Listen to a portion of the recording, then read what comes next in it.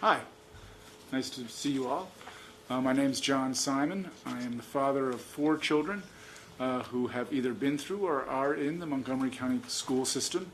That's obviously my primary focus, but I'm also have served my country as a diplomat, largely focused on negotiations around international development. And one of the major issues that you all may be aware of these days is the impacts of climate change on the world. And as you know, or I'm sure you all know, at least as our kids learn in the classrooms, while there's very little doubt about the fact that climate change is going to have an impact, there's a lot of debate about when and how and what that impact will occur.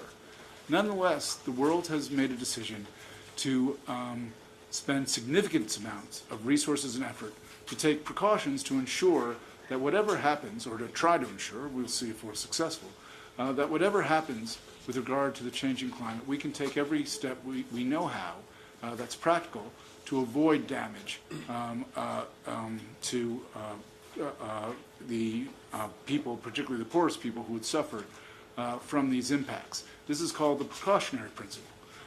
It is something that I think our kids are taught in the classrooms to do.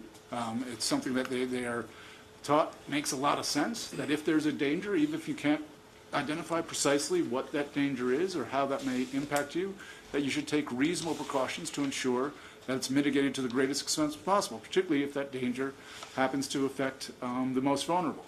I think we should think about how we would apply such a principle to the IT plan that's being implemented in our schools.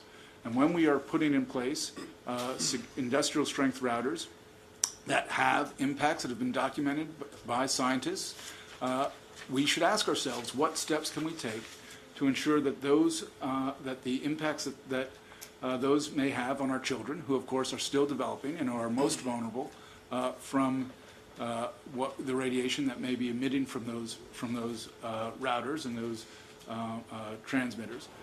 We should ask ourselves, what are reasonable precautions we could take to ensure that there's as minimum effect as possible. Obviously, we still have education that has to be relayed. Technology is an important part of that. We don't want to stop that.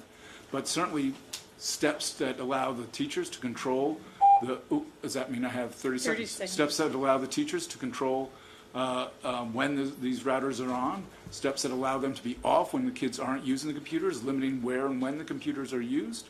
These seem like reasonable things that we all could agree would make a lot of sense to ensure that whatever dangers may be posed by these technologies, they are mitigated to the greatest extent possible for the people who have least ability to absorb them. Thank you.